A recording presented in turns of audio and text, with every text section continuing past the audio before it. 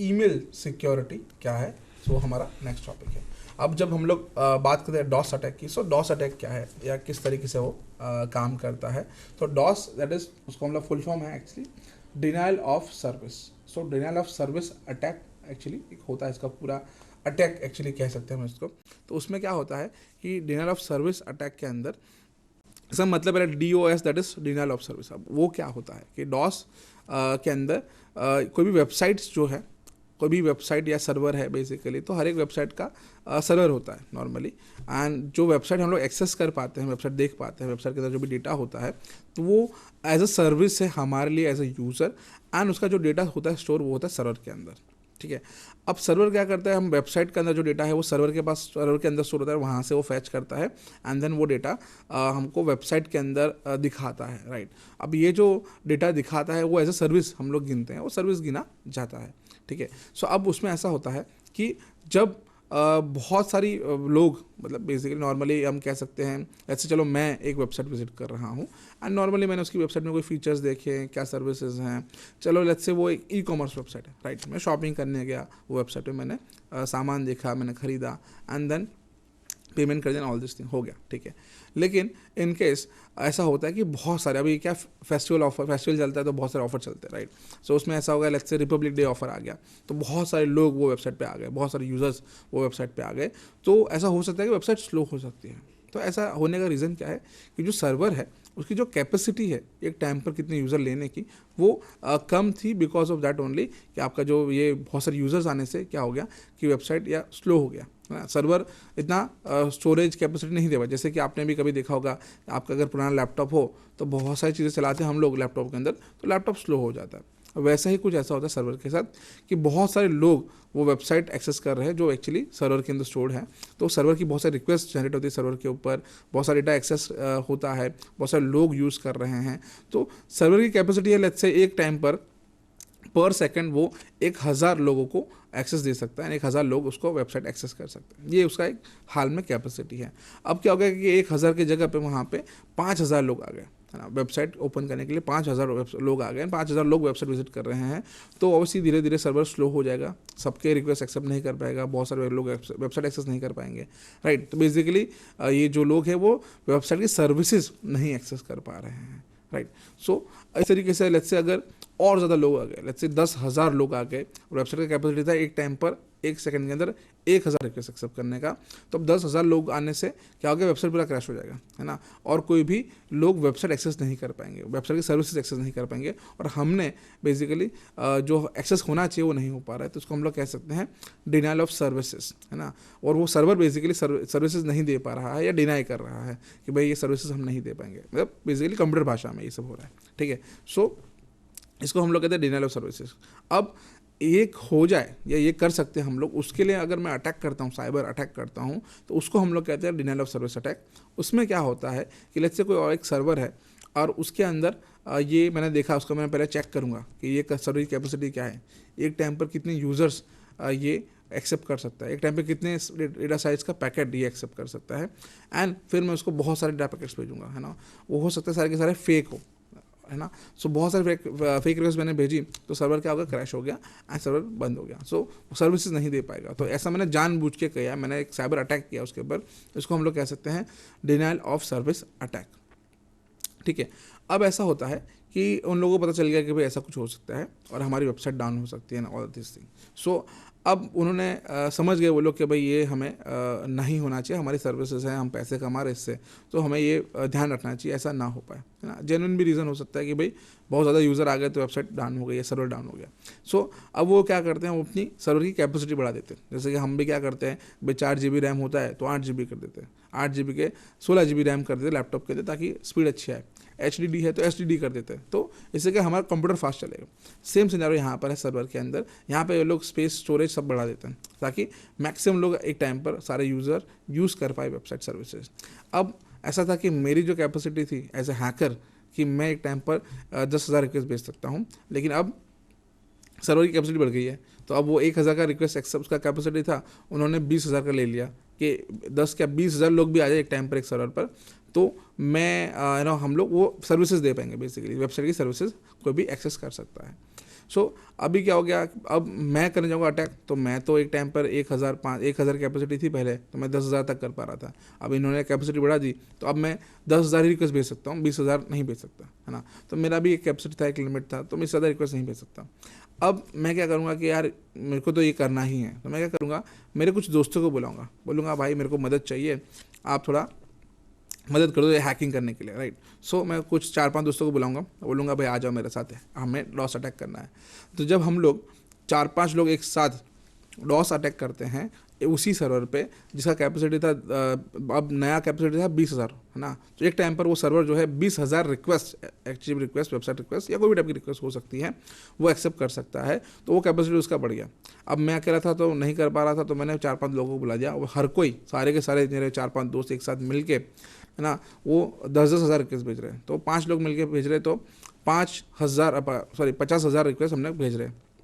अब अगेन जो सर्वर था उसका कैपेसिटी था 20,000, ना, अब हम लोग 50,000 एक साथ एक रिक्वेस्ट भेज रहे हैं, तो अगेन वो सर्वर जो है वो बंद हो गया, राइट। सो इस बार जो हुआ इसको हम लोग कहते हैं distributed denial of service attack.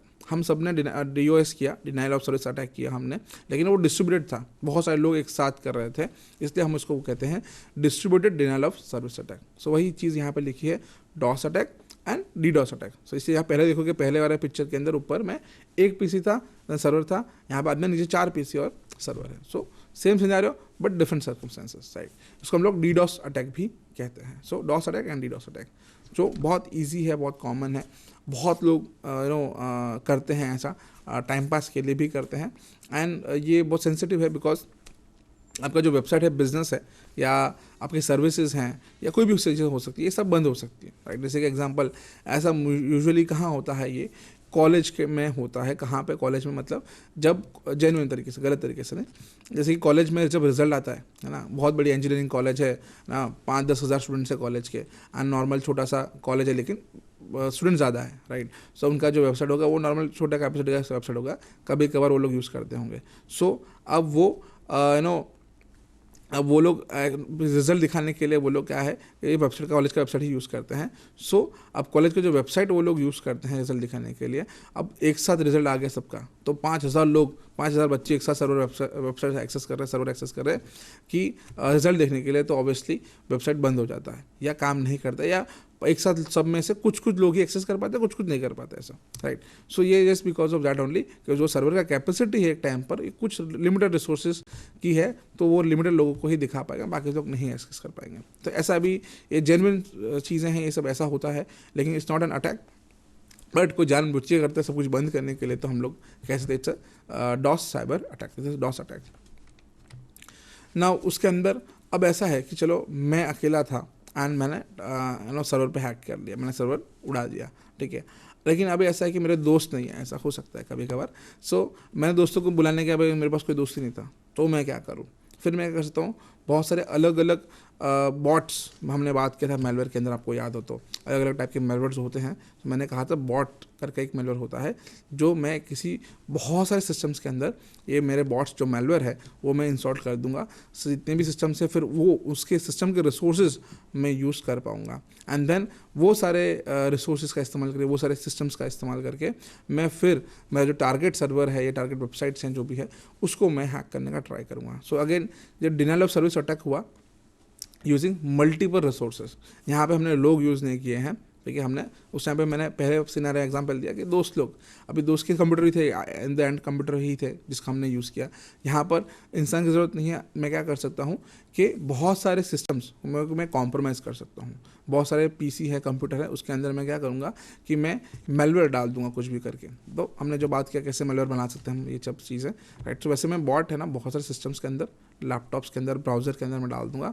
जैसे उनके सिस्टम में गया तो अब मेरे पास एक्सेस मिल गया, ठीक है। अब वो जो सिस्टम है जिसके अंदर मैंने बॉट डाला, it acts like a zombie system, ठीक है। वो ज़ॉम्बी सिस्टम है, वो हम लोग उसको यूज़ करके जिस पे चाहे उस पर हम लोग एक्चुअली साइबर अटैक कर सकते हैं using that particular system, right. So वो ज़ॉम्बी सिस्टम उसको कहते हैं हम लोग, और जो मैंने किया again, it is an distributed denial of service attack, इसको भी हम लोग DDoS कहते हैं।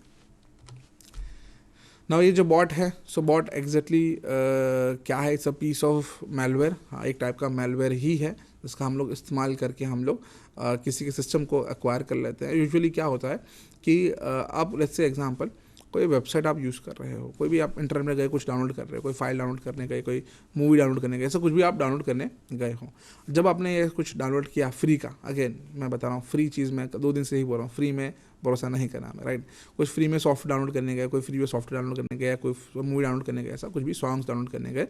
सो उसमें क्या हुआ कि वो कोई डाउनलोड कर लिया, ठीक है, अब आपने रन किया, ओपन किया, देन आपका काम हो गया कि चलो ठीक है, अच्छा मूवी आ गई, आपने देख भी लिया और मूवी डिलीट भी कर दी। बट ऐसा हो सकता है कि मूवी के साथ एक मेलवेयर आया हो जब को ध्यान भी नहीं है, और ये मेलवेयर क्या करेगा, आपके ब्राउज़र के अंदर इंस्टॉल हो जाएगा एज ए एड ऑन या प्लग इन या as a services, as a script, कुछ भी हो सकता है, राइट।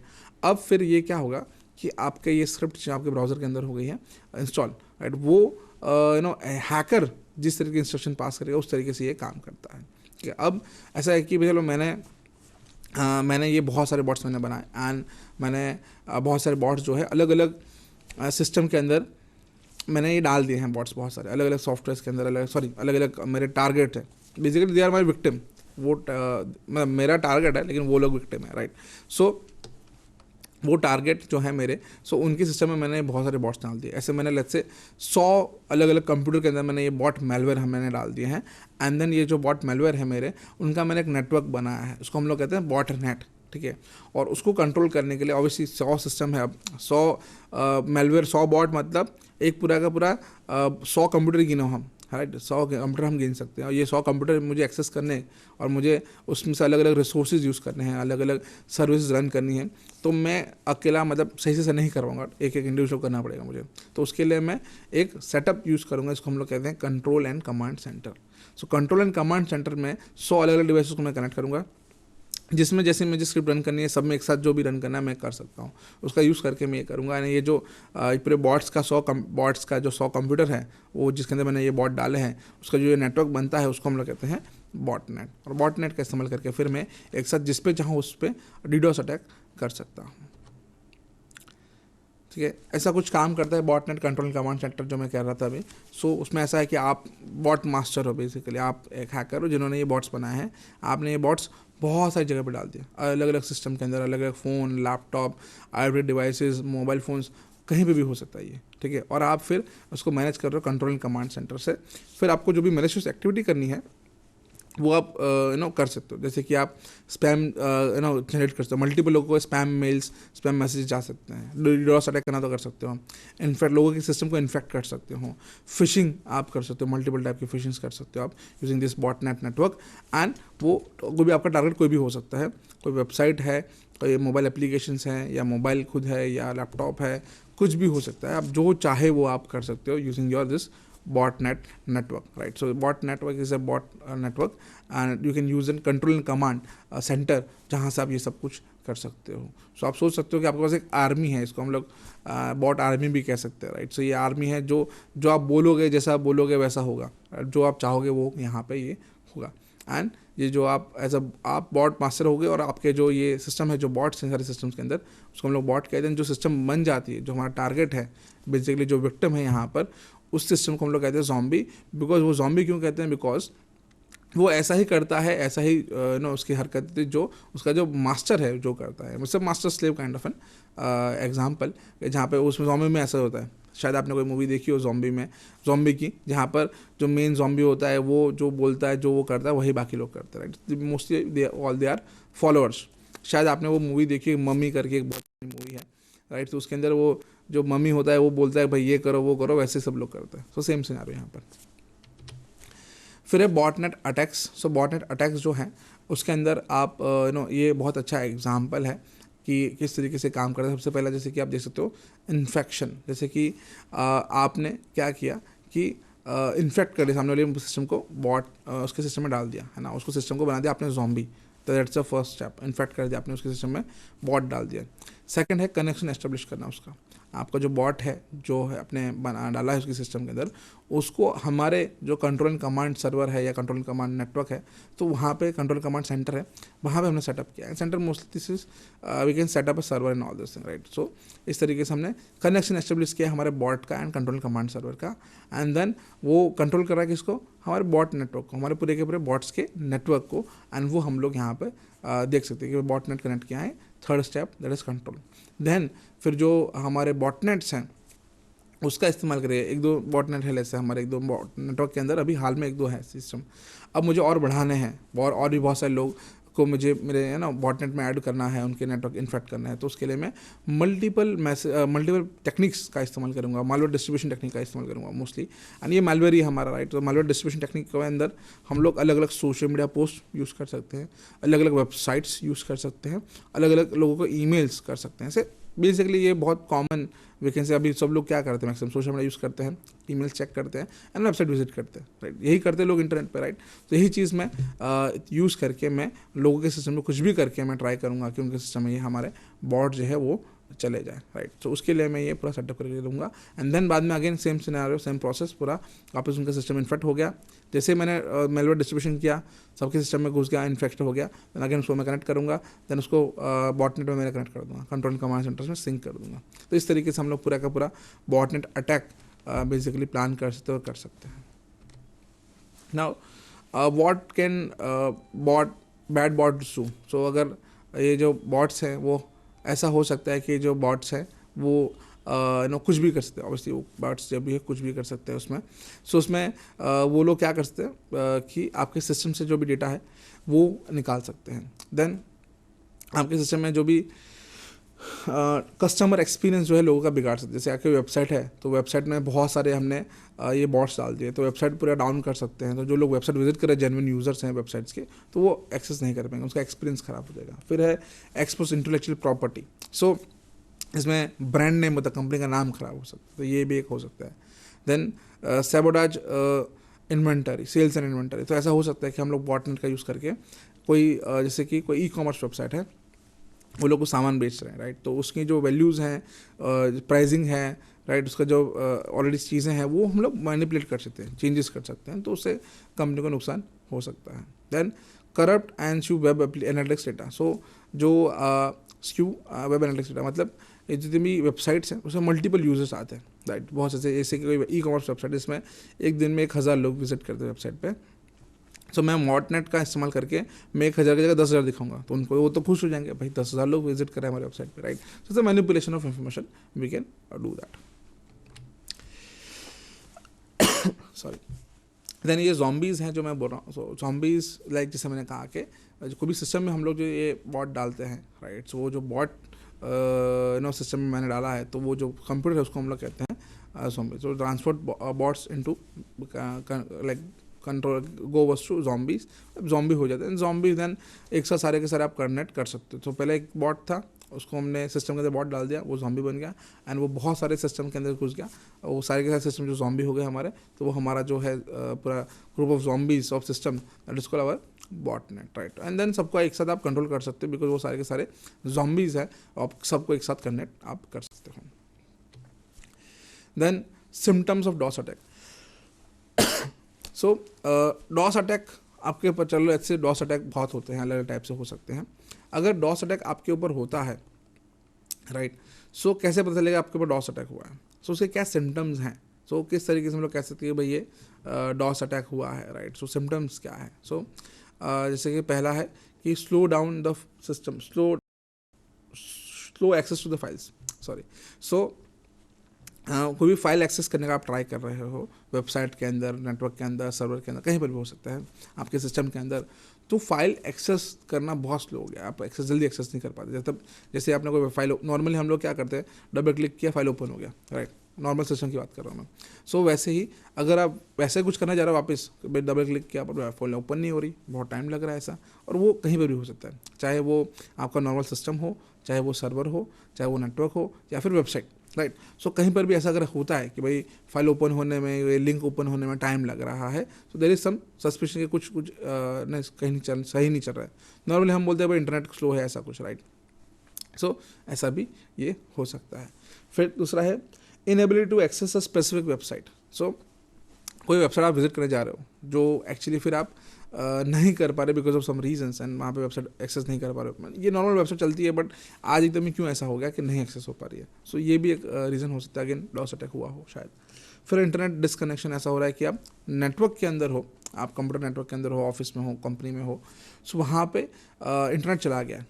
तो ऐसा होता है जब अगर एक ग्रुप ऑफ हैकर्स है जो डीडोस अटैक करते हैं पूरी कंपनी के ऊपर, तो उनका जो नेटवर्क है वो पूरा बंद हो जाता है। सो ये भी एक सिम्टम है कि शायद डॉस अटैक हुआ। नॉर्मली आप इंटरनेट बंद होगा तो आप क्या करोगे, चेक करोगे भाई इंटरनेट चल रहा है नहीं चल रहा है, राइट। आपका जो लीस्ट लाइन प्रोवाइडर है उसको पूछोगे कि भाई इंटरनेट क्यों बंद हो गया, तो बोलेगा ना हमारे तरफ सही चल रहा है।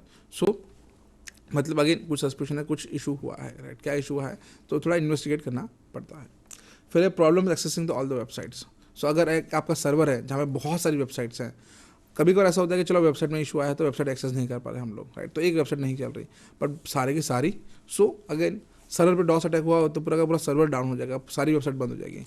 सो ये भी एक अच्छा रीज़न है समझने के लिए, आइडिया लेने के लिए कि भाई ना कुछ इशूज़ है। अगेन देन है excessive amount of spam emails. ऐसा भी हो सकता है सर्वर उन्होंने डॉस अटैक किया तो ईमेल्स के थ्रू भी वो लोग डॉस अटैक कर सकते हैं। तो ऐसा भी हो सकता है बहुत सारे लोग आपको ईमेल्स आ रहे हैं because it's a multiple request, right, and mostly it's a one way communication. So ऐसे मल्टीपल स्पैम ईमेल्स अगर आते हैं, बहुत ज़्यादा आ रहे हैं एक साथ इतने सारे, समझ लो कि आपके सर्वर पे या आपके ईमेलिंग सर्वर पे, राइट, या आपके जो नेटवर्क है उस पर हो सकता है कि एक डॉस अटैक हुआ है, डॉस अटैक हुआ है, राइट। सो ये कुछ सिम्टम्स हैं डॉस अटैक के। अगर हो तो ध्यान रखना है कि भाई ऐसा हो सकता है और हमारे साथ हो रहा है, मतलब ये थोड़ा आइडिया आ जाना चाहिए हमें कि भाई कुछ अप्रोप्रिएट नहीं है और ऐसा कुछ हो रहा है, सारी चीज़ें हो रही है मतलब डीडोस अटैक ही है, कोई और चीज़ें नहीं है। तुरंत हमको उसको रोकना पड़ेगा। उसके लिए मल्टीपल चीज़ें हैं, वो हम लोग बात करेंगे नेक्स्ट टॉपिक में फायरवॉल सिक्योरिटी के अंदर तब।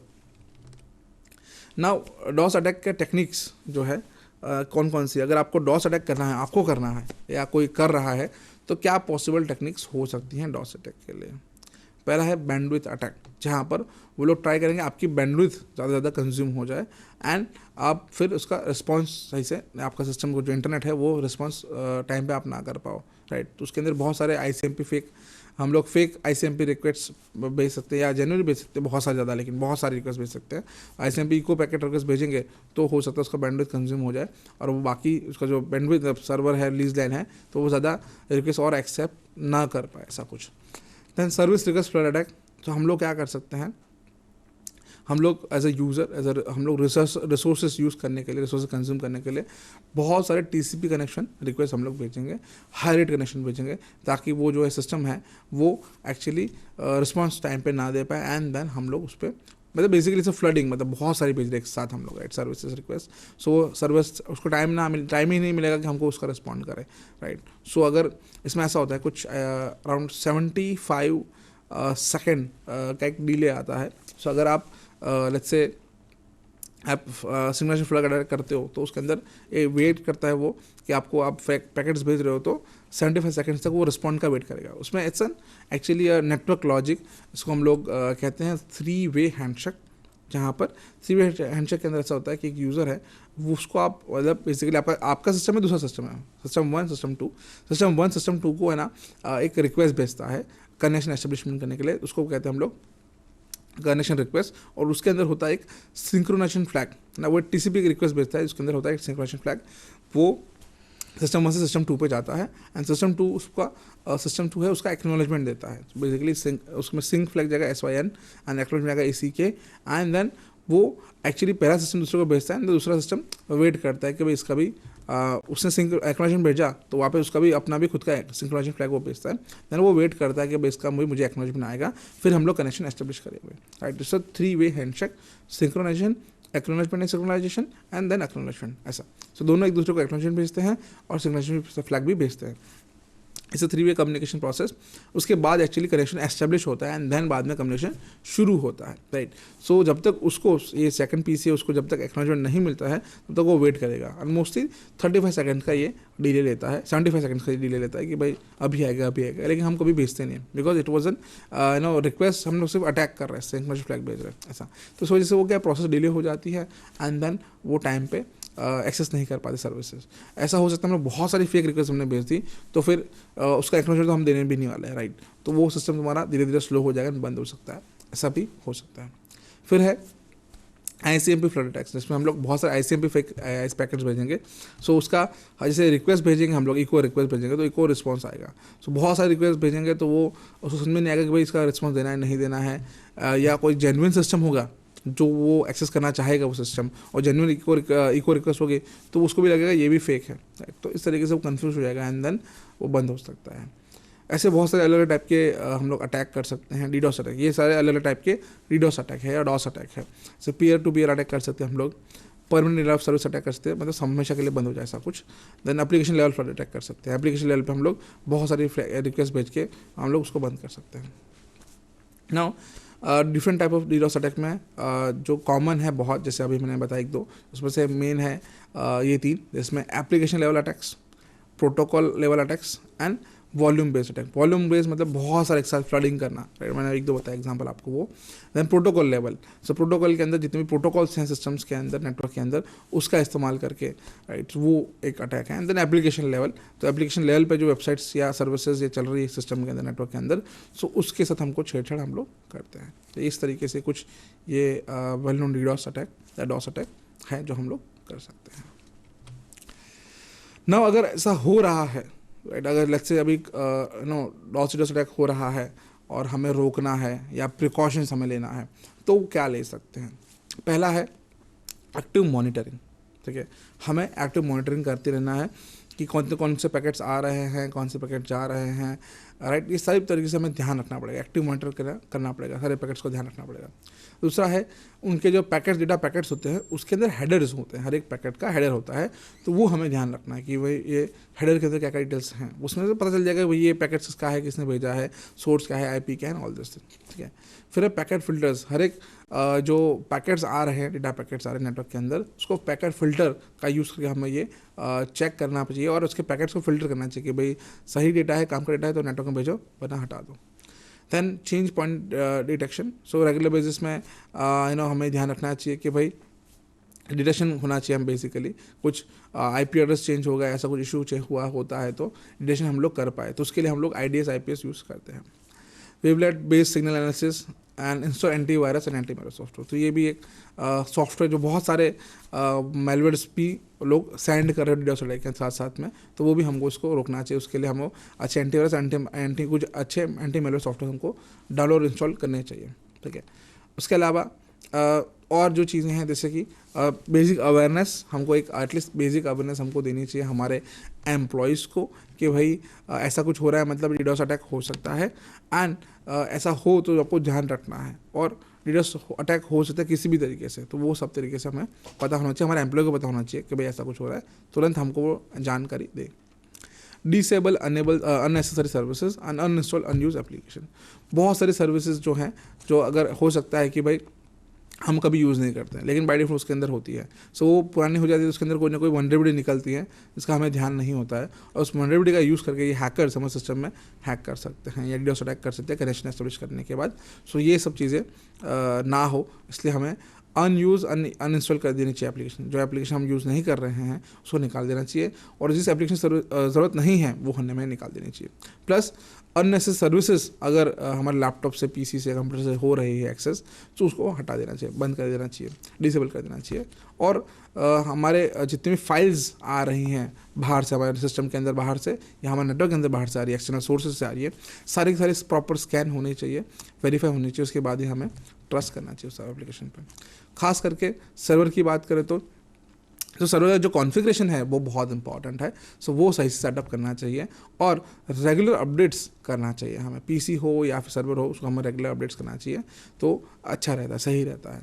एंड जो हमारे हार्डवेयर एंड सॉफ्टवेयर है वो अच्छा, कोर मैकेनिज्म उसका बहुत अच्छा होना चाहिए, उसकी कैपेसिटी अच्छी होनी चाहिए, ताकि ऐसे कोई इश्यूज हमें न आए। सो ये साथ में एक दो बहुत ही इंपॉर्टेंट आई थिंक मैं कहूँगा, अगर ये तो सब चीज़ें प्रिवेंशंस की हैं, हम पहले ना, हमारे साथ ना हो तो हमें क्या ध्यान रखना है, अगर हो रहा है तो क्या करना है। ठीक है, सो अगर लेट्स से कोई डॉस अटैक हो रहा है तो कैसे हम लोग उसको रोक सकते हैं, तो क्या काउंटर मेजर्स ले सकते हैं रन टाइम में। सो पहला है हम लोग कर सकते हैं टनलिंग। सो उसमें ऐसा होता है कि जैसे कि एग्जांपल देता हूँ मैं आपको, पानी का पाइप होता है, उसमें पानी आता है, राइट, उसमें हम लोग क्या करते हैं कि अदर जैसे आधी उंगली रखते हैं पाइप के अगर मुहावने पे, सो पानी आता है लेकिन ज़्यादा नहीं आता, राइट। सो उसी तरीके से ये जो बहुत लेमन लैंग्वेज मैंने एग्जांपल दिया आपको, उसी तरीके से बहुत सारी रिक्वेस्ट जो हमें आ रही है पैकेट्स, बहुत चाहे वो फेक हो या जेन्युइन हो, राइट। तो एक साथ हमारी कैपेसिटी नहीं है सारे के सारे एक्सेप्ट करने के लिए, सारी रिक्वेस्ट करने के लिए। हम लोग क्या करेंगे, टनलिंग करेंगे, सब एक्सेप्ट करेंगे बट धीरे धीरे थोड़ी थोड़ी, राइट, ऐसा। तो इस तरीके से हम लोग, ये एक्चुअली मैकेनिज्म है, ये तो एग्जांपल दिया है लेकिन एक्चुअली ये नेटवर्क मैकेनिज्म है जिसका हम यूज़ करके हमारा जो सर्वर है उसको बंद होने से या हैक होने से या अटैक होने से रोक सकते हैं। ये एक अच्छा मेथड है। एंड दूसरा है लोड बैलेंसिंग। सो उसमें ऐसा होता है कि हमारे पास बैकअप सर्वर होता है, एक ओरिजिनल सर्वर है, एक बैकअप सर्वर है। सो अगर ये सर्वर जो उसका कैपेसिटी अभी 10,000 रिक्वेस्ट का है और 20,000 रिक्वेस्ट आ रही है तो ऑब्वियसली ये बंद होने वाला है। तो क्या करेंगे हम लोग, जो बैकअप सर्वर है हमारा, तो बाकी सब रिक्वेस्ट है उसको फॉरवर्ड कर देंगे। इसको हम लोग कहते हैं लोड बैलेंसिंग, जिससे हमारा जो सर्वर का लोड है वो बैलेंस कर पाए हम लोग और हमारी जो सर्विसेज हैं वो चलती रहे, बंद ना हो, राइट। सो ये एक दो अच्छे एग्जाम्पल मैंने आपको दिए हैं, राइट। सो ये एक काम की चीज़ें हैं जो हमें पता होनी चाहिए, ठीक है। सो अब नेक्स्ट हमारा टॉपिक है वो है ईमेल सिक्योरिटी। तो ईमेल सिक्योरिटी, सो हम लोग जो भी ईमेल यूज़ करते हैं, ईमेल यूज़ करते हैं रेगुलर बेसिस के अंदर, तो हमें ईमेल सर्विसेज उस पर क्या क्या चीज़ें वो हमें ध्यान रखनी चाहिए, बहुत इंपॉर्टेंट है। सो ईमेल सिक्योरिटी के अंदर हमें क्या है कि क्या किस चीज़ का ध्यान रखना चाहिए और इससे क्या क्या टाइप के अटैक्स होते हैं, सो वो हमें ना बताना पड़ेगा, पता लगाना पड़ेगा और देखना पड़ेगा, ध्यान रखना पड़ेगा, जो बहुत ही इंपॉर्टेंट है, राइट। सो ईमेल सिक्योरिटी की बात करते हैं हम लोग, तो बहुत कॉमन जो चीज़ें हैं ईमेल के साथ जो होती है, ईमेल अटैक्स होते हैं या ईमेल के अंदर साथ कैसे साइबर क्राइम होते हैं, कुछ हमने कल डिस्कस किए थे, phishing and all, right. So वो बहुत कॉमन है। सो कॉमन जो ईमेल्स अटैक्स है उसमें से उसके अगर हम लोग स्टेट्स देखें, right, so according to one of the reports by Verizon, so that 25% of data breaches that happened last year involved a cyber attack on an email account. So बहुत सारे ईमेल अकाउंट्स का इस्तेमाल करके लोग cyber attack करते हैं या फिर उनका डेटा जो है वो इन्वॉल्व होता है कहीं ना कहीं। सो ये एक रिपोर्ट के से पता चलता है। दूसरा एक APWG करके ऑर्गेनाइजेशन है, उसके रिपोर्ट के हिसाब से there were over 3,16,000 emails attacked in 2021। मतलब बहुत इतने सारे अटैक्स हुए हैं इतने सारे ईमेल्स पे, राइट। 3,16,000 ईमेल्स के ऊपर साइबर अटैक हुआ था। एक ये बहुत कम नंबर में कहूँगा, बहुत ज़्यादा अटैक हुए हैं बट ये इतने इनके पास जो रिकॉर्ड्स में हैं। उसके अलावा hackers send over 3 billion malicious messages per day. So almost बहुत लोगों को ऐसे स्पैम ईमेल्स होते हैं। अगर आपने भी देखा होगा, अगर आप ईमेल खोलोगे अपना तो बहुत सारे स्पैम ईमेल्स आपको दिखेंगे, राइट। बहुत बिना के सारे ईमेल्स हैं, राइट। सो ये जो स्पैम ईमेल्स हैं वो रैंडमली आपके जो ईमेल एड्रेसेस हैं उनका डेटाबेस उनके पास पहुंच जाता है एंड देन वो आपको बल्क में मेल्स करते हैं। और मैं कहूँगा आप ये क्या होता है कि आप मल्टीपल वेबसाइट जो विजिट करते हैं, मल्टीपल वेबसाइट पर लॉगिन करते हैं, तो वहाँ से ये डेटा वहाँ से उनके पास चला जाता है, वहाँ से फिर वो आपको ईमेल्स लेके, राइट, देन आपको ये स्पैम ईमेल्स भेजते हैं। स्पैम ईमेल्स क्या है, मतलब कि आपने कभी सब्सक्राइब नहीं किया ईमेल्स को, आपने कभी देखा नहीं, ना ही ये आपके काम का है, ये फालतू ईमेल्स हम लोग कह सकते हैं उसको, ये जो हमको आ रहे हैं, राइट। सो इसको हम लोग स्पैम ईमेल्स कहते हैं। अब जो कॉमन सिक्योरिटी थ्रेट्स जो है ईमेल्स की, तो वो बहुत सारी है। उसमें से जो कॉमन जो है वो है सबसे पहले स्पीयर फिशिंग, राइट। तो हमने आई थिंक कल बात की थी स्पीयर फिशिंग जो है वो क्या है, कैसे काम करता है, राइट। टारगेटेड फिशिंग, राइट, जहाँ पर एक पर्टिकुलर पर्सन को टारगेट किया जाता है एंड देन उसको साथ फिशिंग किया जाता है, जहाँ पे उसके जो भी पर्सन उसके जान पहचान के या कनेक्ट के जो है वो है उनको उसकी इन्फॉर्मेशन का यूज़ करके उनको टारगेट किया जाता है कि भाई ये पर्टिकुलर पर्सन इसको हमको फिश करना है, राइट। तो वो क्या करते हैं ये हैकर्स कि आपके जो फ्रेंड्स फैमिली मेम्बर्स हैं या आपके जो प्रोफेशनल फ्रेंड्स हैं या फिर जो कलीग्स हैं, प्रोफेशनल कलीग्स हैं, उनका नाम नंबर डिटेल्स यूज़ करते हैं, या जो करंट अफेयर्स हैं आपके साथ हो रहे हैं रियल टाइम में, कुछ क्या क्या चीज़ें हो रही है ऑफिस में, लेट्स से ऑफिस में लीज लेने का काम आया तो वो इन्फॉर्मेशन वो उनके पास होगी, या फिर कोई कुछ फर्नीचर काम आया, कुछ भी हो सकता है ऐसा, या फिर किसी ने इंक्वायरी की थी आपके ऑफिस से कि भाई हमको इतने कंप्यूटर की ज़रूरत है, हमें कोटेशन चाहिए। तो ये सारी इन्फॉर्मेशन का इस्तेमाल करके ये लोग क्या करते हैं, टारगेट बनाते हैं आपको पर्टिकुलरली। उसका भी अगेन बैकग्राउंड रिसर्च करते हैं वो लोग, पर्सन कौन है, कहाँ रहता है, क्या करता है, किससे मिलता है, उसकी हैबिट्स क्या है, उसकी हॉबीज़ क्या है, ये सारी इन्फॉर्मेशन निकाल के वो आपको टारगेट करके वो आपके साथ फिशिंग करते हैं। इसे फिशिंग वो तो हमने कल डिस्कस कर चुका है, राइट। सो फिशिंग करते हैं तो that is called spear phishing. फिर है स्पैम अटैक्स। सो उसके अंदर आपको बहुत सारे स्पैम ईमेल्स आपको आ सकते हैं। सो ये स्पैम अटैक हम इसको कहते हैं।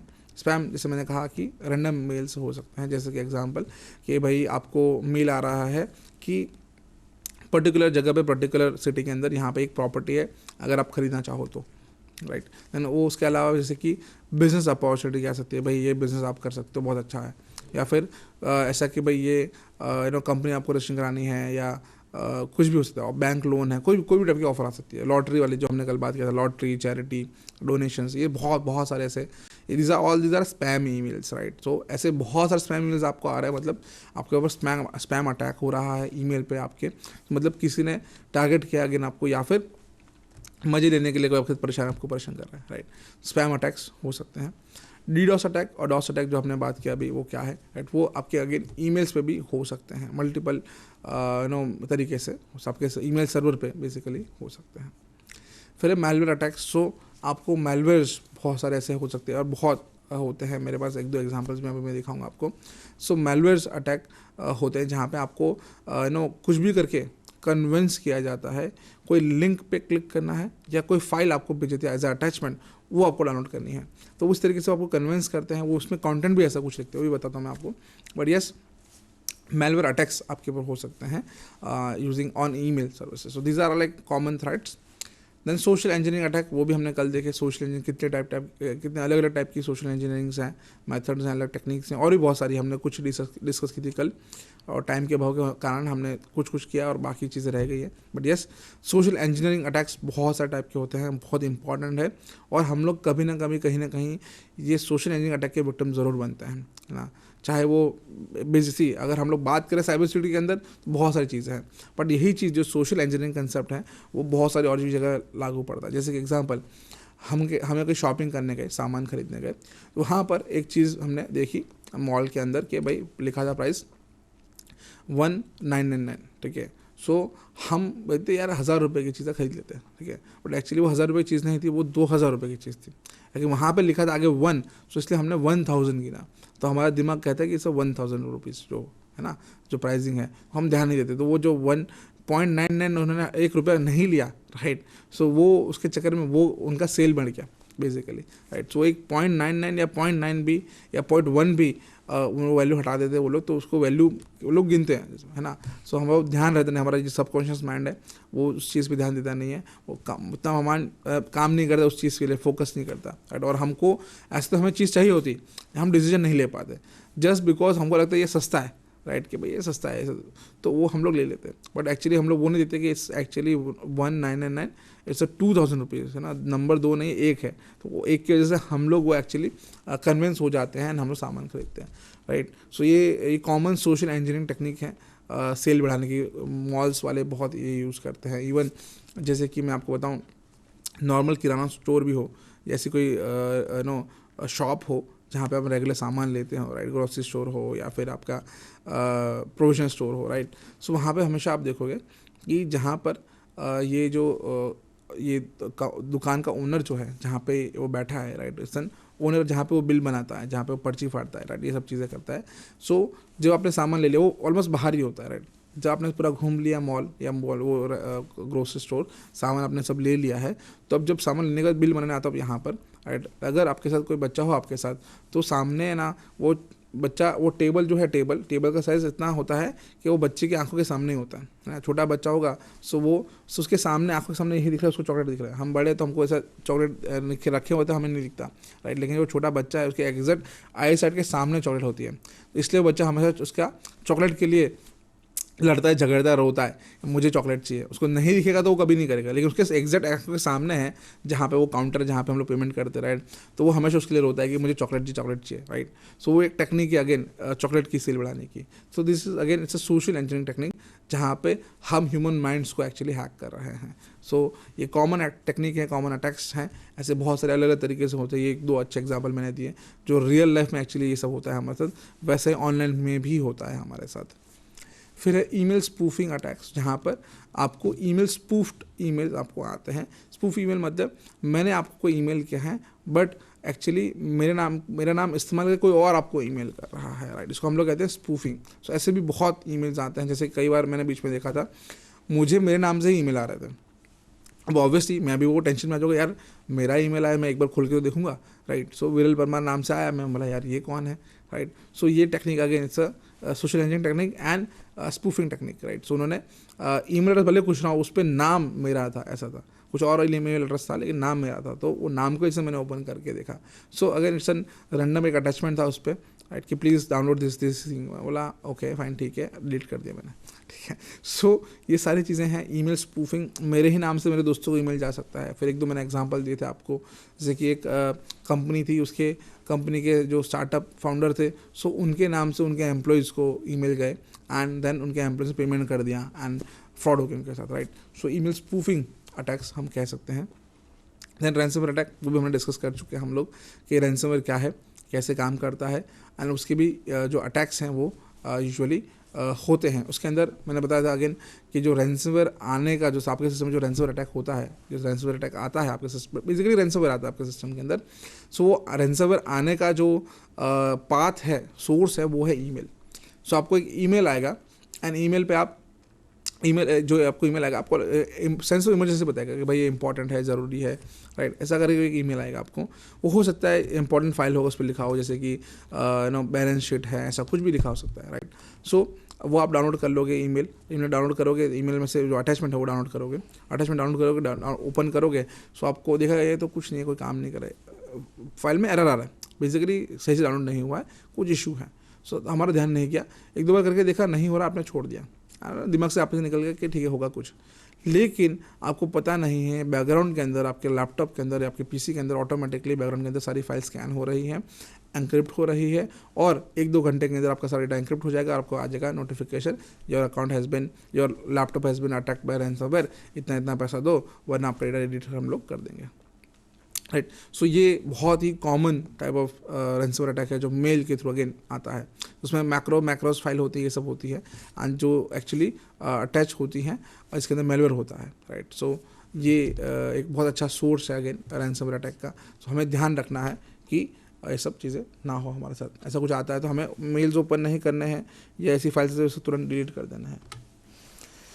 वर्किंग मैकेनिज्म हमने देखा था कि भाई कैसे काम करता है ये। सो एक अटैकर है, एक फिशिंग लिंक बना के भेज रहा है विक्टिम को, विक्टिम उस पर लिंक पे क्लिक करता है एंड विक्टिम ओपन करता है। सो वो अनजाने में वो ओरिजिनल वेबसाइट की जगह पे फेक वेबसाइट को एक्सेस करता है एंड देन वहाँ पे वो अटैकर जो हैकर है उसको अपने जो ओरिजिनल क्रेडेंशियल्स हैं, यूज़र नेम पासवर्ड्स हैं, वो उनको भेज देता है एंड देन वो credential original user name password जो है वो हैकर के पास आ जाते हैं। देन वो हैकर वो लेजिटिमेट वेबसाइट जो जेन्युइन वेबसाइट है उसमें से वो यूज़र नेम पासवर्ड डाल के वो एक्सेस कर पाता है। वही मैं अभी बता रहा था जैसे कि ऐसा हो सकता है, इसलिए हमेशा 2 फैक्टर ऑथेंटिकेशन लेना बहुत ज़रूरी है। एग्जाम्पल जैसे कि अभी आप देखोगे कोई भी बैंक है, बैंक की वेबसाइट है, अभी हर जगह 2 फैक्टर ऑथेंटिकेशन आ गया, बैंक में खास करके, कि जहाँ पर आपने बैंक ऑनलाइन बैंकिंग कर रहे हो आप, राइट, वहाँ पे आपने डाला यूज़र नेम और पासवर्ड, अकाउंट एक्सेस हो गया आपका एंड देन आप पेमेंट जिसको चाहे करना चाहो कर सकते हो। हाँ, पहले ऐसा था कि सिर्फ और सिर्फ डायरेक्ट, पहले तो ट्रांजेक्शन डायरेक्टली हो जाती थी, फिर बाद में ऐसा है कि भाई 2 फैक्टर ऑथेंटिकेशन भी आएगा कि भाई आपको OTP देना पड़ेगा तो ही ट्रांजेक्शन अप्रूव होगा, राइट। सो ये एक बहुत अच्छा फीचर था। अब तो ऐसा हो गया लॉगिन करने पर भी 2 फैक्टर ऑथेंटिकेशन आता है कि आप वेबसाइट लॉगिन करोगे तो OTP आएगा, तभी आप सही OTP डालोगे तभी आप वेबसाइट बैंक का एक्सेस कर पाओगे, ऑनलाइन बैंकिंग एक्सेस कर पाओगे। तो ये बहुत सही हुआ है। सो इससे क्या होगा, जैसे कि एग्जाम्पल, अगर चलो OTP नहीं होता, ये 2 फैक्टर ऑथेंटिकेशन नहीं होता, तो मैं क्या करता, मैं आपको एक ईमेल लिखता बैंक के नाम से, ईमेल स्पूफिंग में करता, बैंक के नाम से आपको ईमेल करता कि भाई मैं XYZ बैंक से हूँ एंड देन आपके बैंक में ना कुछ सस्पिशियस एक्टिविटी हुई है, कोई इलीगल एक्टिविटी हुई है, इसलिए हम आपका बैंक अकाउंट बैन कर रहे हैं, ब्लॉक कर रहे हैं। तो यहाँ पे आपको हो जाएगा टेंशन, ठीक है, सीधी बात है। ऐसा कुछ होगा तो टेंशन आएगा कि भाई अकाउंट बंद हो गया, बैन हो गया, ऐसा कुछ हो गया तो मैं अकाउंट से पैसे निकाल नहीं पाऊंगा, पेमेंट नहीं कर पाऊंगा, तो बहुत बड़ा इशू है। सो ये सेंस ऑफ इमरजेंसी क्रिएट कर लिया उन्होंने आपके लिए एंड देन हम उसके चक्कर में पड़ गए। वहाँ पे नीचे लिखा था कि भाई इस लिंक पे क्लिक करो एंड अपने KYC वेरीफाई कराओ online online e K Y C verification करा दो and then you can access the website and आपका अकाउंट बैन नहीं होगा, ब्लॉक नहीं होगा ऐसा। तो आप बोलोगे अच्छा चलो बैंक जाना नहीं पड़ेगा, राइट। सो इस चक्कर में हम क्या कर रहे हैं, तो उस पर लिंक पर क्लिक करते हैं, वेबसाइट पर खुलती है, बैंक की वेबसाइट है पूरा का पूरा, एंड देन उसमें हम लोग यूज़र नेम पासवर्ड डालते हैं, वेबसाइट एक्सेस करते हैं। देन वेबसाइट एक्सेस नहीं हो पाता है इनको, because of some reason error आ रहा है, कुछ हो रहा है, तो हमने बोला सोचो चलो छोड़ो नहीं हो रहा है तो कल बैंक में जाके करूँगा। बट रात भर में आपको पता भी नहीं है आपने जो यूज़र नेम पासवर्ड डाला था बैंक की वेबसाइट पे, इसका चाहते थे आप बैंक वेबसाइट ओपन हो, तो वो एक्चुअली वो बिकॉज नहीं हुआ, because it's a fake bank website. Hacker के पास वो यूज़र नेम पासवर्ड चले गए आपके, अब वो हैकर आपकी जो लेजिटिमेट बैंक की वेबसाइट वहाँ चला गया एंड वहाँ से आपका जो यूज़र नेम पासवर्ड था वो यूज़ करके आपका अकाउंट लॉगिन कर लिया एंड वही यूज़ करके आपके अकाउंट से पेमेंट भी कर लिया एंड उसने अपने जितना बैलेंस देखा उसने कितना बैलेंस है सारा का सारा अपने अकाउंट में ट्रांसफ़र कर लिया एंड अपने अकाउंट से पैसे चोरी कर लिए।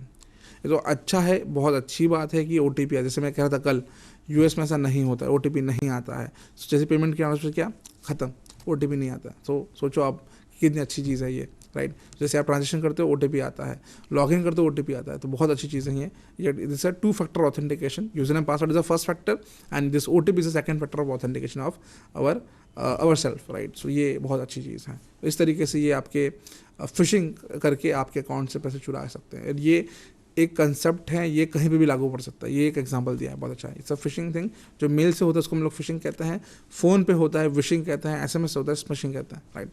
इस तरीके से ये हम लोग टर्मिनोलॉजी नाम बनाया गया है। Then account verification. सो अब किस किस तरीके से ये आते हैं आपको, राइट। ये जो आपको ईमेल्स आते हैं वो किस तरीके से किस नाम से अगर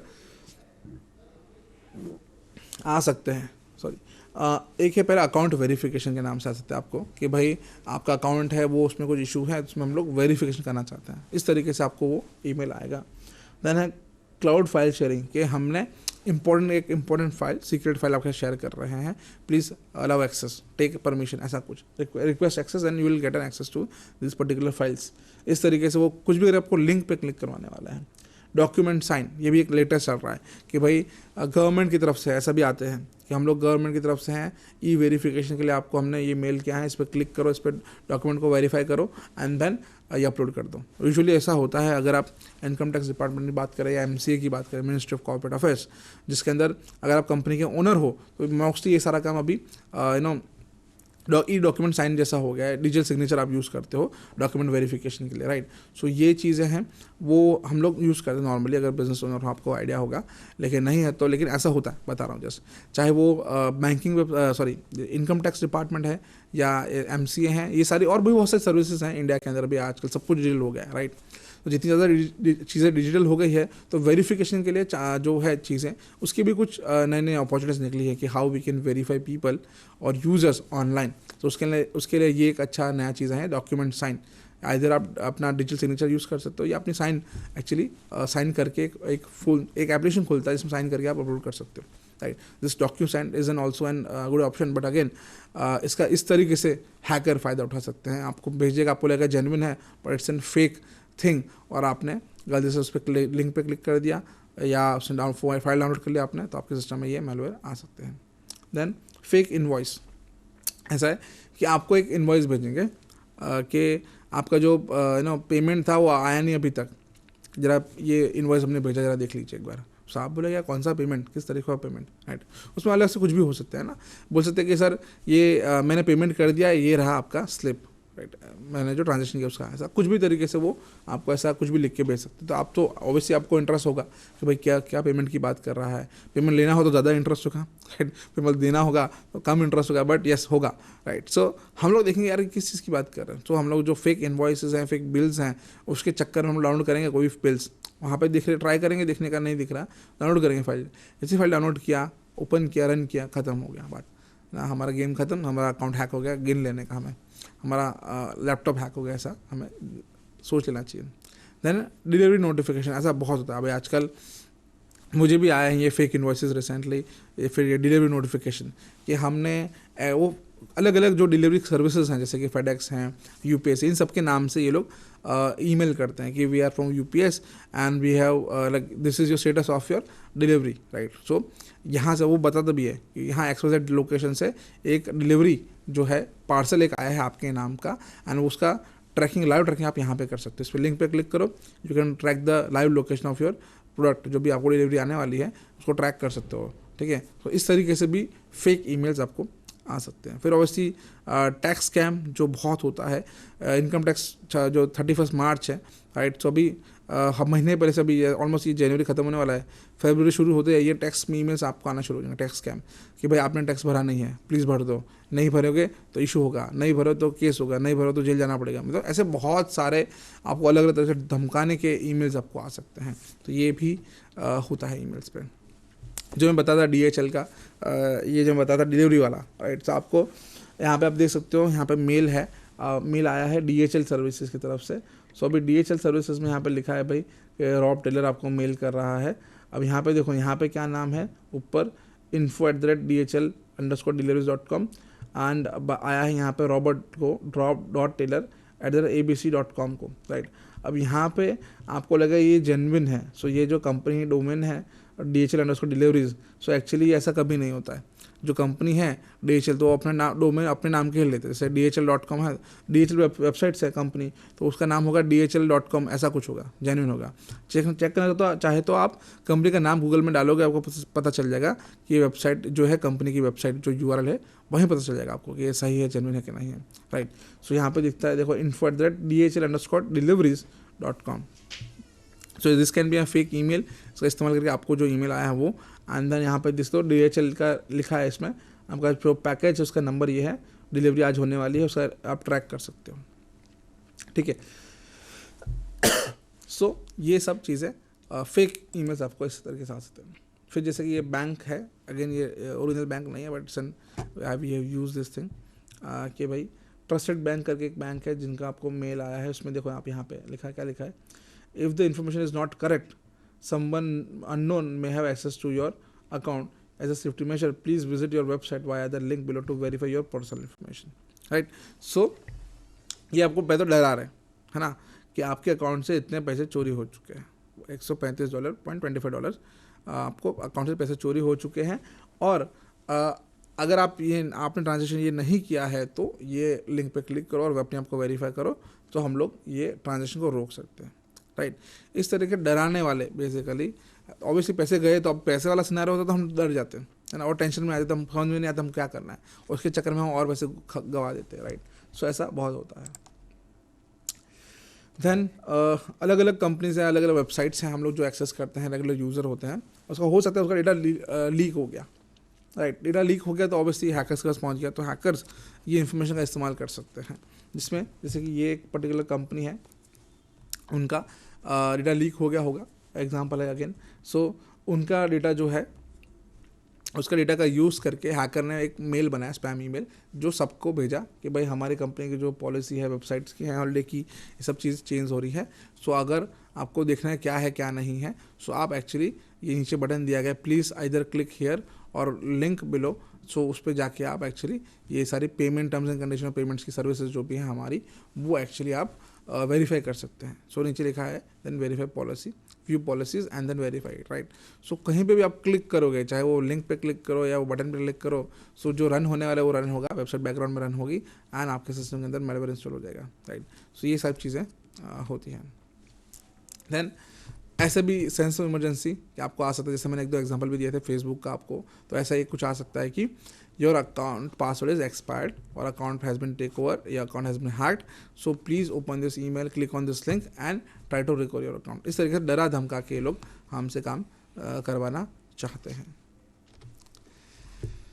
देन एक और ऐसा ही कुछ ईमेल जहाँ पर आप देख सकते हो, एक ईमेल आया है, the email is sent automatically sent to you because a better business bureau has received an abuse claiming that your company is violating a fair labor standard acts. So ऐसा ये स्कीम बनाया कि भाई government को आपके नाम से complain आया है, सो वो कंप्लेन क्या है वो देखना हो, वो डॉक्यूमेंट आपको देखना हो, तो ये लिंक पे क्लिक करो और वो कंप्लेन ओपन कर सकते हो, और कंप्लेन देखने के बाद उसको आपको रिस्पॉन्ड करना है 24 घंटे के बाद, अदरवाइज आपके ऊपर केस फाइल होगा, कोर्ट में जाएंगे और आपके ऊपर आपको जेल हो सकती है, ऐसा डराने के लिए अगेन। सो राइट, सो डराने के लिए ये लोग सब ऐसे ईमेल्स आपको करते हैं। सो डराने धमकाने का बिजनेस है पूरा, ठीक है। ऐसे ही यहाँ पे आप देख सकते हो, देखो यहाँ पे एक ईमेल आया है अमेज़ॉन बिलिंग के, एक इनवॉइस यहाँ पर है, राइट। यहाँ पे आप देख सकते हो ऊपर लिखा है अमेज़ॉन बिलिंग एंड नंबर दे रखा है unique, and then sir email address देखो आप, सेम कॉमन दिखेगा, देखो billing -alert@amazon.com, right, genuine amazon.com ऐसा आपको दिख रहा है नाम, बट एक्चुअली आपको शायद पता ना हो, ये जो नाम है ना वो एक्चुअली ईमेल एड्रेस नहीं था, ये एक्चुअली नाम, यूज़र का नाम ऐसा रखा गया। सो उसका जैसे कि नाम, जैसे कि आपने अकाउंट बनाते हो आप, राइट, आपका अकाउंट बनाते हो तो आपने एक ईमेल एड्रेस डालते हो और एक अपना यूज़र नेम चूज़ करते हो कि आपका नाम क्या आना चाहिए, तो वो यही है यहाँ पर। तो ईमेल एड्रेस की जगह पे इन्होंने अपना नाम, सॉरी नाम की जगह पे उन्होंने ईमेल एड्रेस डाला है, तो ईमेल एड्रेस में है, सॉरी हाँ नाम है जो है वो billing-alert@amazon.com है। जो उसका रियल में जो ईमेल एड्रेस देखोगे तो वो बाजू में दिखा रहा है वो रेड बॉक्स के अंदर, तो वो इसका ईमेल एड्रेस या IP एड्रेस, सॉरी हाँ ईमेल एड्रेस जो था वो था, राइट। सो आप देख सकते हो इस तरीके से वो लोग उल्लू बनाने के लिए, हमको ध्यान नहीं रहता, ये हम लोग क्या है ये बोल्ड में लिखा है वो पढ़ लेते बस, सो हमारा ध्यान नहीं गया, और उसमें नीचे इसने लिखा है ये आपका ये अकाउंट ID ये है, एंड आपको ये हमने स्टेटमेंट भेजा है, बिलिंग भेजा है, तो बिल ओपन करके आप देख लीजिए। सो अगेन हम लोग को दिखेगा यार एग्जाम्पल अमेज़ॉन से आया है, राइट, कोई भी कंपनी हो सकती है, अमेज़ॉन से आया है, बिल है, कुछ इनवॉइस है, तो अब देखना चाहिए मैंने कुछ शॉपिंग किया था क्या, खरीदी थी की थी क्या मैंने, किस चीज़ की, मैंने तो कुछ सामान नहीं लिया, ओपन करके देखते हैं, अगेन ओपन किया तो गए, राइट। सो अगर हमें पता लगाना हो कि भाई ये जो ईमेल हमें आया है, राइट, जो हमें ईमेल आया है वो फिशिंग ईमेल है कि नहीं, तो ये कुछ 7 साइन है जिसका हमें ध्यान रखना है। ये चीज़ें होंगी तो हमें लगेगा, हमें आइडिया आ जाना चाहिए कि भाई ये कुछ फिशिंग ईमेल है या फिशिंग ईमेल है और हमको ये उल्लू बनाया जा रहा है। तो उसमें पहला पॉइंट जो है वो है जो नाम है, राइट, तो जेनेरिक ग्रीटिंग हुआ तो थोड़ा सस्पिशियस बन जाता है कि सर या मैम, अगर हम लोग कोई कंपनी के कस्टमर है वो क्या होगा, वो हमेशा ऐसा लिखेगा जैसे कि मुझे कोई ईमेल आएगा जिसको मैं सर्विस जिसकी मैं एक्सेस कर रहा हूँ, तो ऑब्वियसली मैंने अपना नाम वहाँ दिया था, नाम, ईमेल एड्रेस, फ़ोन नंबर ये सब दे चुका हूँ मैं, तो वो नाम वो जब ईमेल करेंगे तो वो यही लिखेंगे, हाय विरल, हेलो विरल, है ना, ऐसा को लिखेंगे, जेनेरिक नहीं लिखेंगे सर या मैम ऐसा, है ना, या फिर हाय सर ऐसा, तो मैं है ना मेल हो तो सर लिखेंगे, मैं वुमेन है तो मेल मैम लिखेंगे, राइट, स्पेसिफिक लिखेंगे, जेनेरिक नहीं लिखेंगे, ये एक पहला पॉइंट है। दूसरा कि request for personal information over email, so आपसे कभी भी कोई भी आपका लिंक शेयर नहीं करेंगे, और लिंक में ये नहीं बोलेंगे कि प्लीज़ अपनी डिटेल्स शेयर कीजिए, प्लीज़ वेरीफाई कीजिए, प्लीज़ अपना डिटेल्स अपलोड कीजिए, है ना, कोई भी आपका गूगल फॉर्म, कोई भी आपका फॉर्म, कोई लिंक्स और डेटा अपलोड करने के लिए कभी भी नहीं बोलेंगे। सो ये एक बहुत ही इम्पॉर्टेंट चीज़ है। फिर कभी भी ये बटन्स जो भेजते हैं तो हमेशा हमें ध्यान रखना चाहिए कि ये बटन कैसा लिखा है, इसमें लिखा क्या है, किस तरीके से लिखा गया है, एंड अगर अननोन है ये बटन या उस पर जो लिंक है वो अननोन है तो उस पर हमें क्लिक नहीं करना चाहिए। और चाहो तो आप क्या कर सकते हो, बटन क्लिक करने से पहले बटन पर राइट क्लिक करके, लेफ्ट क्लिक करोगे तो ओपन हो जाएगा, राइट क्लिक करके उसका सोर्स फाइंड कर सकते हो, ये उसको कहाँ लेके जाएगा आपको, या फिर खाली आप कर्सर लेके जाओगे ना तो भी आपको नीचे ना एकदम बॉटम में नीचे PC के अंदर लेफ्ट साइड कॉर्नर के नीचे एक छोटा सा पतला सा लाइन आता है, उसमें URL लिखा होता है कि वो जो लिंक है ना उस पर क्या होने वाला है, कौन सी वेबसाइट ओपन होने वाली है, तो वो एक आप वेरीफाई कर सकते हो। देन अटैचमेंट, बहुत सारे लोग ऐसे हमको मेल आते हैं नॉर्मली, बट उसमें सब में अटैचमेंट नहीं होता है, राइट। अब कोई ईमेल आया जिसमें अनवेरीफाइड ऐसे ही रैंडम कुछ अटैचमेंट दे रखा है या हमें पता ही नहीं है ऐसा कौन कुछ भेज रहा है, सो ऐसा कोई भी टाइप का अटैचमेंट जो फाइल्स हैं वो कभी भी डाउनलोड नहीं करनी है, कभी ओपन नहीं करनी है ना, ये एक ध्यान हमें रखना है। फिर है जो ईमेल्स आ रहे हैं हमें, राइट, सो उसमें हमें ध्यान रखना है कि जो ईमेल आया है वो कौन से ईमेल एड्रेस से आया है, राइट, बहुत इंपॉर्टेंट है ईमेल पढ़ना, वो ईमेल एड्रेस पढ़ना। सो ईमेल एड्रेस में जैसा है एग्जांपल, जैसे कि ये एक लिखा है यहाँ पे आप देख सकते हो, लेकिन मैं बताता हूँ एग्जांपल एक, जैसे कि facebook.com है, राइट, तो फेसबुक URL होगा FACEBOOK.com और सब स्मॉल में है ना, जैसा URL है वैसा ये सब स्मॉल में है। अब लेट्स से अगर आपको एक ईमेल आया है जिसके अंदर FAKEBOOK है, राइट, सो ये फेसबुक और लोगो नाम सब कुछ वेबसाइट में कंटेंट सब मेल में सब ऐसा ही होगा, बट एक्चुअली इट्स अ फेकबुक.com, it's a fake URL, it's fake website, right.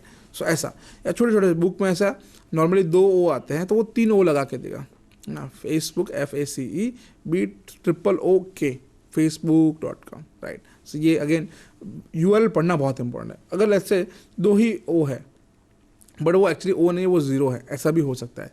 Facebook तो FACEBOOK ओ के जगह एक्चुअली उन्होंने लिखा है 00k.com। सो ऐसा भी हो सकता है, और ये सब डोमेन मिलते हैं by the way, right. So इस तरीके से अलग अलग तरीके से जो डोमेन्स है उसको आपको पढ़ने में तो एकदम ध्यान जाएगा नहीं जल्दी, कि फिर आपको फेसबुक ही दिखेगा, राइट। सो छोटे मोटे चेंजेस, छोटे मोटे कौन सा वर्ड छोटा है, कौन सा बड़ा है, यहाँ नंबर आया है, क्या है, ये सब हमको ध्यान से पढ़ना चाहिए। एंड अगेन उसमें दो चीज़ें हैं, नाम और ईमेल एड्रेस। जो नाम सेक्शन था वो नाम, अगर वहाँ पे ईमेल एड्रेस है मतलब यहाँ पे कुछ इशू है, राइट। वो ईमेल एड्रेस नहीं है, वो नाम है, राइट। तो नाम और ईमेल एड्रेस दोनों पढ़ने हैं हमें सही से, एंड दोनों सही है नहीं है, चाहे तो गूगल करके चेक कर लो एक बार, राइट, वो सही ईमेल एड्रेस है। सो ये हमें ध्यान रखना बहुत ही ज़रूरी है। And it has to be on from official email. अगर ऑफिशियल कम्युनिकेशन है तो प्रॉपर कंपनी है तो कंपनी का ऑफिशियल ईमेल यूज़ होना चाहिए। Then how your mouse to reveal misleading hyperlinks, जो मैंने अभी कहा वैसा। तो ये जो लिंक्स हैं तो अगेन उस पर भी आप माउस ओवर लेके जाके देख सकते हो वो एक्चुअली लिंक कौन सी है, राइट। तो क्लिक करने के पहले क्लिक करने की ज़रूरत नहीं है, ठीक है। Then spellings and grammatical mistakes, ये बहुत इंपॉर्टेंट है। हमने बहुत देखा है ऐसा कि भाई जो हैकर्स या बेसिकली स्कैमर्स, हैकर्स भी नहीं, स्कैमर्स जो हैं ये सब फ्रॉड करते हैं। तो आज बहुत सारे लोग पढ़े लिखे नहीं होते हैं, राइट। वो कुछ भी लिख के भेज देते हैं या कॉपी पेस्ट करके लिख देते हैं, और ग्रामेटिकल मिस्टेक्स होती हैं उसमें, राइट, या स्पेलिंग मिस्टेक्स होती हैं, राइट। सो वो उससे हमें आइडिया आता है थोड़ा कि ना ये कुछ लोचे वाला है, बिकॉज ये सामने वाला जो भेजने वाला जो नाम लिखा है यहाँ पे, तो वो तो पढ़ा लिखा इंसान है, अच्छा मेल लिखता है, रेगुलर कम्युनिकेशन करता है। सो इसकी गलती, ये तो गलतियाँ नहीं हो सकती, तो ये तो उसने मेल भेजा नहीं है, राइट। तो स्पेलिंग एंड ग्रामेटिकल मिस्टेक्स भी हो सकती हैं, बहुत मोस्टली स्पैम में ईमेल्स में होती ही है। सो बिकॉज उसमें क्या होता है, ये जो स्पैम ईमेल्स होते हैं उसमें क्या होता है कि जो ईमेल्स हम लोग एक दूसरे को भेजते हैं, तो वो क्या है, ये जो सर्विसेज हैं, ईमेल सर्विसेज, जैसे कि गूगल है, ये सारी जीमेल है, प्रोटॉन मेल है, ये सारे अलग अलग सर्विसेज हैं। तो इनके स्पैम फिल्टर्स होते हैं, है ना। तो अगर कुछ स्पेसिफिक ऐसे वर्ड्स आप यूज़ करते हो ईमेल के अंदर, तो वो ऑटोमेटिकली स्पैम फोल्डर में लेके जाता है ना। आपका जो फोल्डर है जीमेल, जैसे एग्जांपल जीमेल अकाउंट, और जीमेल सर्विसेज के अंदर एक जेन्युइन एक जीमेल आपका अकाउंट खोलोगे तो वहाँ पे एक आपका इनबॉक्स होगा। इनबॉक्स के अंदर अभी तो अलग अलग कैटेगरीज आ गई कि भाई सोशल मीडिया कैटेगरी, प्राइमरी क्या कैटेगरी है ना, जो भी आपको कैटेगरी ऐड करनी है आप कर सकते हो, ठीक है। उसके अलावा एक आता है उसमें ये स्पैम फोल्डर, जहाँ पे गूगल का ऐसा लगता है कि ये स्पैम है, ये अनवांटेड ईमेल है, तो वो उसमें ऑटोमेटिकली वहाँ भेज देता है, तो उसको हम लोग कहते हैं स्पैम फोल्डर। तो स्पैम फोल्डर में ये फाइल्स जाती है, उसमें देखोगे आप कभी भी पढ़ोगे तो मोस्टली ये ईमेल्स के अंदर स्पेलिंग मिस्टेक, ग्रामेटिकल मिस्टेक से होती है। सो इसलिए वो डिटेक्ट करता है कि भाई ये जो वर्ड का इस्तेमाल हुआ है यूनिक, राइट। सो वो स्पेलिंग मिस्टेक्स, वर्ड का इस्तेमाल हुआ है वो, सो वो जो है सस्पिशियस, तो उसको स्पैम में डालेगा। अब उसको बाईपास करने के लिए लोग क्या करते हैं, स्पेलिंग चेंज कर देते हैं, तो वो भी एक रहता है। चलो ईमेल आ गया, प्राइमरी में आ गया, राइट, लेकिन बिकॉज उसने स्पैम फोल्डर बाईपास करने का ट्राई किया है, तो कुछ ना कुछ स्पेलिंग्स चेंज किए थे, कुछ वर्ड्स चेंज किए हैं, उसकी वजह से वो क्या स्पेलिंग मिस्टेक, ग्रामेटिकल मिस्टेक हमको क्लियरली दिखता है, तो वो भी मोस्टली हो सकता है। ये कुछ बेसिक्स 7 साइन है, इसके आइडिया से हम पता लगा सकते हैं कि भाई ये शायद जो ईमेल आया वो जेन्युइन ईमेल नहीं है, इट्स अ फिशिंग ईमेल, ठीक है। Now what are the top 5 best practices to strengthen your email security. हमको हमारा जो ईमेल के लिए सिक्योरिटी की हम बात करें तो हमको क्या क्या चीज़ें ध्यान में रखनी चाहिए। सो पहला है कि आपके जो एम्प्लॉय है, आपकी जो कंपनी ऑर्गेनाइजेशन है, उन सबको साइबर सिक्योरिटी अवेयरनेस का सेशन बिल्कुल होना चाहिए। उनको पता होना चाहिए कि भाई इस तरीके से ईमेल्स आते हैं, इसमें ये कंटेंट होता है, तो उसके लिए हमें ट्रेनिंग, साइबर सिक्योरिटी के लिए ट्रेनिंग, साइबर अवेयरनेस की ट्रेनिंग जरूर देनी चाहिए हमको एम्प्लॉयज़ को। Then manage your passwords better. So हमने ऑलरेडी बात कर चुके हैं कल परसों में कि पासवर्ड्स क्या है, कैसे काम करता है, एंड पासवर्ड कैसे क्रैक हो सकते हैं, इसलिए कितना अच्छा स्ट्रॉन्ग पासवर्ड हमें बनाना है तो किस तरीके से बना सकते हैं, और पासवर्ड बहुत इंपॉर्टेंट है हमें, और उसको अच्छी तरीके से मैनेज करना भी बहुत इंपॉर्टेंट है, तो वो हमें अच्छे से करना चाहिए। Then bureau of phishing emails, तो ऑब्वियसली जैसे हमने बात किया फिशिंग ईमेल्स कैसे होते हैं, किस तरीके से काम करते हैं, राइट। सो ये हमें ध्यान रखना है कि कोई भी फिशिंग ईमेल हो सकता है। Then use 2 factor authentication again. So कोई भी सर्विसेज आप यूज़ करो, इवन ईमेल सर्विसेज के अंदर, वहाँ पर भी 2 फैक्टर ऑथेंटिकेशन का ऑप्शन आता है, सर्विस का ऑप्शन आता है, और ये आप यूज़ कर सकते हो। देन एनक्रिप्ट ईमेल, अगर कोई इंपॉर्टेंट ईमेल है, सिक्योरली आपको भेजना हो, तो you can use encryption over emails to securely send the emails. Then best practices for email security, हमको क्या क्या चीज़ें ध्यान में रखनी चाहिए ईमेल की सिक्योरिटी के बारे में। सो पहला है बैकअप क्रिटिकल फाइल्स। सो जितना भी इंपॉर्टेंट फाइल्स हैं, आपको लगता है ये काम की है, क्रिटिकल्स हैं, उसको बैकअप हमेशा लेके रखना चाहिए उसका। देन एडिक्वेट एम्प्लॉयज़, हमने बात किया। Automated email encryption, automates email encryption. So आप जो भी ईमेल भेज रहे हो, ट्राई करो वो एंड ऑटोमेटेड ईमेल जो है ऑटोमेटिकली ईमेल एनक्रिप्टेड हो, एंड देन वो पहुँचे यहाँ से वहाँ जहाँ भी जा रहा है ऐसा। Then implement multi factor authentication, 2 factor authentication use करना चाहिए हमें। सिक्योर द ईमेल गेटवे, अभी ईमेल जो है सो ईमेल का एक सर्वर भी होता है, उसका एक गेटवे भी होता है जो एक्चुअली ये पूरा का पूरा सर्विसेज मैनेज करता है। देखते जैसे फायरवॉल है वैसा ही ये ईमेल गेटवे होता है, वो पूरा मैनेज करता है कौन से ईमेल आने चाहिए नहीं आना चाहिए, all this thing, right.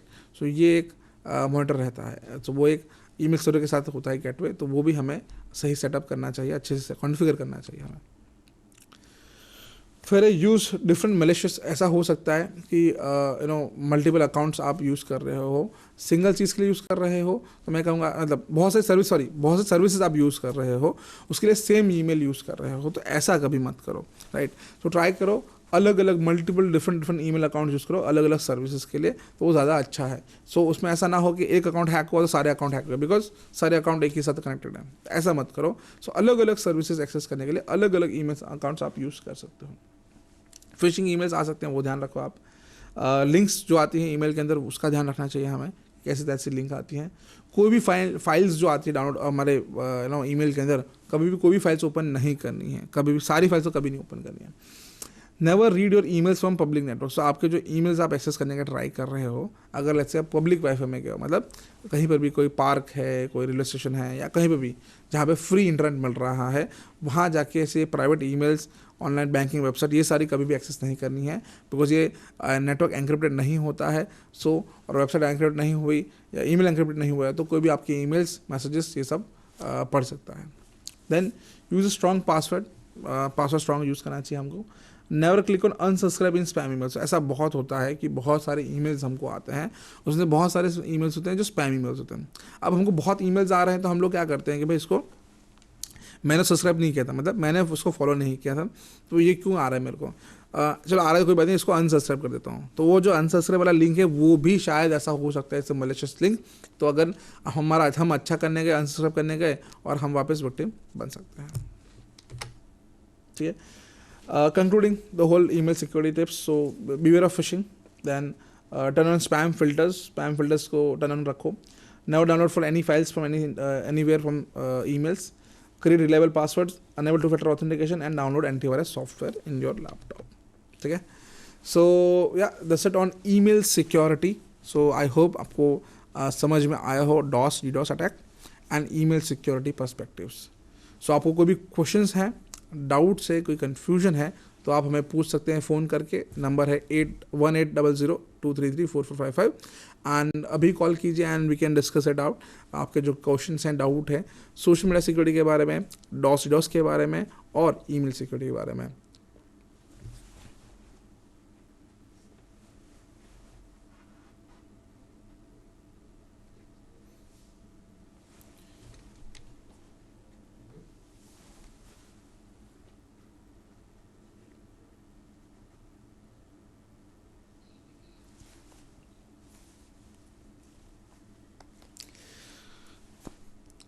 Calls नहीं आ रहे हैं, नहीं कर पा रहे हो तो कोई बात नहीं, और चाहिए तो ऐसा तो you can like take a note of my number, ये मेरा नंबर भी है, आप मुझे उस पर फ़ोन कर सकते हैं, पूछ सकते हैं बाद में भी। एंड मेरे सोशल मीडिया प्रोफाइल्स हैं, ये सब डिटेल्स भी लिंक्स हैं मैं जो शेयर कर रहा हूँ आपके साथ, यहाँ पर भी आप मुझे कनेक्ट कर सकते हैं बाद में भी।